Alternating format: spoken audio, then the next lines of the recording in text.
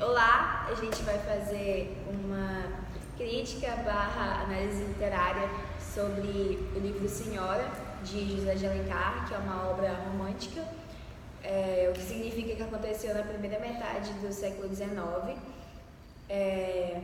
José de Alencar ele foi um político e escritor de grande atividade social. Ele participou do Senado, da Câmara de Deputados Federais, e isso é na tradição da família dele, era uma família de políticos. Em relatos dele e autobiografias, ele conta que tinha uma sala secreta só para homens, que debatiam os assuntos políticos. Tanto que o imperador da época, enquanto criança até, frequentava a casa dele, e alguns planos, segundo ele, principalmente quanto a golpes, esse tipo de coisa, foram arquitetados dentro da casa dele. Então, ele foi um homem de caráter e opinião muito formado, e esse livro, a senhora, é Aurélia Camargo, e o livro começa da seguinte forma: ela era uma moça muito bonita, uma moça muito jovem, muito abastada, endinheirada. Ela era uma moça muito bonita, sempre bem vestida, impecável, chamava a atenção de muitos pretendentes da época, de muitas mulheres também, porque as mulheres sempre comentavam: a Aurélia chegou, e ela era conhecida como a estrela dos bailes, das festas em que ela frequentava, que eram principalmente festas da corte, bailes da corte, porque ela não saía de casa a não ser que fosse para esses eventos de grande importância. O fato dela ser bonita era muito importante, porque para conseguir um marido naquela época, você precisava ter a beleza, você já que os homens naquela época já a mulher como um objeto. E o fato dela ser uma personagem mais forte, e mais diferente do normal. E tem partes no livro que compara a força dela com a força de um homem. Então, tinha essas características. A Aurélia, nesse início de livro, ela está buscando pretendentes para o casamento dela, mas na verdade ela está tentando encontrar um especial, que é o Fernando Seixas, que é um namorado barra noivo dela no passado, de quando ela era pobre. Ela tinha um pretendente principal, caso ela não encontrasse esses Seixas, mas o casamento era uma coisa que ela não podia deixar de fazer. Naquela época, o casamento era uma coisa muito importante para a sociedade, pois a formação de uma família estruturada dizia muito sobre a qualidade da família. E as mulheres buscavam oferecer dotes para os homens em forma de acabar comprando eles para serem seus esposos. Como família bem estruturada, a gente pode pegar do livro o exemplo de que tem uma senhora que acompanha a Aurélia, que não faz papel de mãe, porque ela é mais velha, está sempre ao lado, em todos os eventos, toda vez que sai de casa, tem um papel de mãe, mas não é mãe, porque a Aurélia é órfã, mas mesmo assim, esse papel é muito importante, porque a mulher, querendo ou não, ela tem que ser acompanhada naquela época. A importância de uma figura dessa na vida de uma mulher é essencial para quem ela é na sociedade, como ela é vista.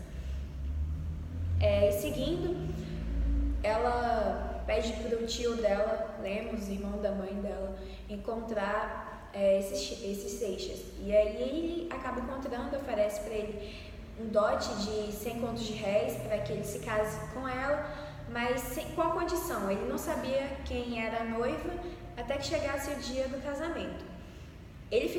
O Seixas ficou em uma dualidade de caráter, sobre ele aceitar ser completamente vendido ou ele continuar com o casamento que ele estava arrumado, que era com a Adelaide. Porém, ele estava passando por umas dificuldades em casa, então o que pesou mais foi a minha família precisa de dinheiro. Eu tenho 2 irmãs para casar e isso é o que mais importa, além das minhas dívidas.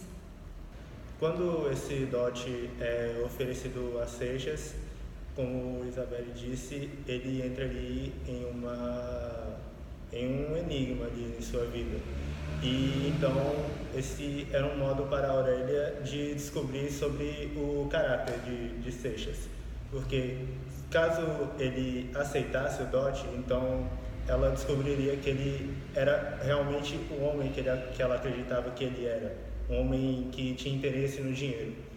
E caso ele não aceitasse, então ela perceberia que ele era diferente daquilo que ela acreditava que ele era, que seria um homem com um bom caráter. Isso que Fraguete falou sobre ele ser o homem que ela pensava que ele fosse, é justamente sobre o fato dele estar noivo da Adelaide. O que aconteceu foi que eles eram noivos, a Aurélia e Seixas, porém ele deixou a Aurélia pela Adelaide por conta do oferecimento de um dote de 30 contos de réis. Então, nessa ocasião, ela abriu os olhos, se desencantou e percebeu que ele era um homem ganancioso. Então, essa prova serviria de divisor de águas para o homem que eu amo vai estar comigo mesmo eu sendo pobre, ou o homem que eu amo vai estar comigo porque eu sou rica.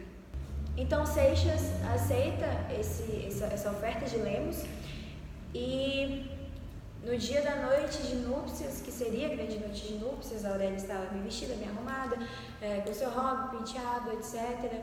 E prontíssima para arrasar, como descreve o autor, só que não nessas palavras, né? Seixas aguarda num quarto e a Aurélia entra e ele começa com um discurso de que bom que era você sempre foi e é o grande amor da minha vida, nunca amei ninguém que não fosse você. E aí ela começa a contar para ele que tudo isso que ela fez para conseguir casar-se com ele foi uma pura vingança pelo que ele fez com ela.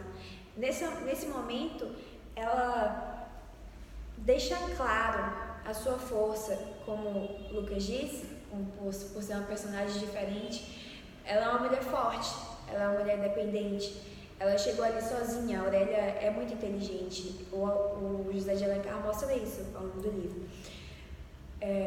Ela mostra para ele que ele é marido dela, mas porque ela o comprou, e de nada mais disso ele passa. Então a gente entra na segunda parte, que é uma volta no tempo, sobre o período da adolescência da Aurélia, em que ela vivia com a mãe e com o irmão. Pedro Camargo, o pai de Aurélia, ele era prometido em casamento a uma mulher, mas ele era apaixonado por Dona Emília, que era uma mulher pobre. E ele tinha vergonha de assumir para o pai dele que ele era apaixonado por Dona Emília, porque naquela época dinheiro era tudo. Então ele devia casar com uma mulher que tinha que oferecer bons dotes a ele para construir uma família bem estruturada e etc. Então ele larga a mulher dele. Eu posso falar isso? Uhum. Ele larga a Dona Emília grávida de Aurélia, porque ele não podia contar para o pai dele que ele tinha outra mulher e que essa mulher estava grávida por cima. Ele sentia tanta culpa por ter abandonado a Dona Emília e Aurélia em seu ventre, que ele se exilou e acabou morrendo sozinho. E com isso desse relacionamento escondido, ele nunca pôde dar muita atenção para Aurélia. Ele visita ela 2 vezes ao ano, ela e Dona Emília, e acabou nisso. Devido a isso, a morte de Pedro Camargo, a Aurélia foi criada por uma mãe solteira. Deus sabe o que era uma mãe solteira nessa época. Então, moravam apenas a Aurélia, seu irmão, e a Dona Emília, mãe dos dois. A Aurélia, nessa fase do livro, ela é tratada de uma maneira uma pessoa com muita compaixão, muito altruísta, porque ela ajudava a mãe nos seus trabalhos, mesmo sendo adolescente, muito nova, e o irmão também, que tinha um trabalho, só que ele não dava conta sozinho. Então ela fazia o trabalho todo dele, na verdade, ele entregava pronto. E dentro de casa a situação era meio complicada, até porque a mãe de Aurélia tinha uma forte depressão por conta da morte do Pedro. Dona Emília sempre pedia para Aurélia ficar sempre perto das janelas, devido ao fato de querer atrair pretendentes para o casamento. A Aurélia sempre fazia isso, ficando sempre bem bonita, fazendo gestos também que acabavam atraindo os homens. A segunda parte acaba dessa forma, contando sobre a vida de Aurélia, até o momento em que o avô dela morre e ela recebe toda essa herança, sozinha já, toda essa herança, e se torna a Aurélia Camargo que todos conhecem na sociedade. Bem, a terceira parte continua da primeira, dá esse salto cronológico para o presente. Então, a Aurélia e Seixas têm uma vida de casal diferenciada dentro de casa em relação a como é em eventos sociais. Como Isabelle disse, a relação deles era bem diferenciada. E como exemplo, falso amor entre eles, dois, que não era exposto para a sociedade, para manter a aparência deles dois. Um exemplo disso é a parte em que a Aurélia e Seixas estão no baile, e no meio da valsa ela desmaia, e os dois acabam indo pro quarto. E Seixas acaba, sem querer, ofendendo a Aurélia e saindo do quarto, deixando ela. E para manter a aparência, ele fingiu que como se não tivesse nada ocorrido. E no final do baile, cada um foi para o seu quarto. E a aparência era muito importante naquela sociedade, naquela época, que era muito criticado quem havia um divórcio, por isso que eles mantinham aquele casamento entre eles, também havendo dentro de Aurélia uma vingança em relação a Seixas, por ele ter traído ela no início, e aí ela comprou ele, e Seixas por ter uma ganância em relação aos dotes que eram oferecidos a ele.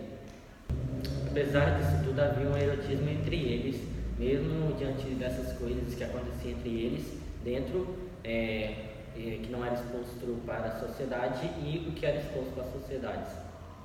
Dentro desse sentimento de agitação que eles vivem, Seixas começa a perceber no que ele se tornou, do seu amor por objetos materiais, por perda de parte do seu caráter, pela busca excessiva em sempre mais dinheiro e fingir ser alguém que ele não é. Então entra a parte em que nós percebemos que Seixas ele gostava de ter boas aparências em sociedade.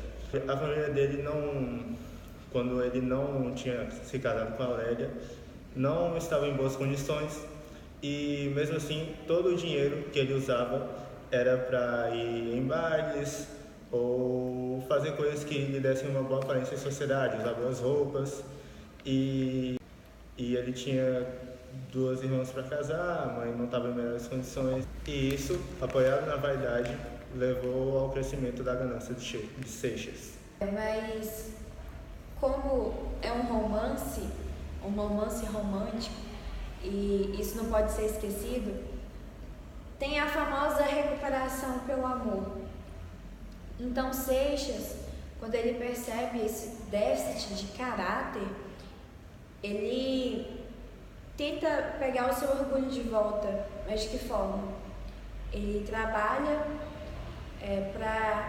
trabalha formas de conseguir pagar de volta o seu dote, o dote aceitado por ele, quando ele casou com a Aurélia. Quando ele aceitou a proposta do tio de Aurélia, Lemos, ele pediu adiantado apenas 20 dos 100 contos de réis, porque ele estava em dívidas e ele precisava ajudar a família dele. Como o Freguete disse, ele tinha 2 irmãos para casar e a mãe dele trabalhava com costura, então não era uma coisa muito rentável.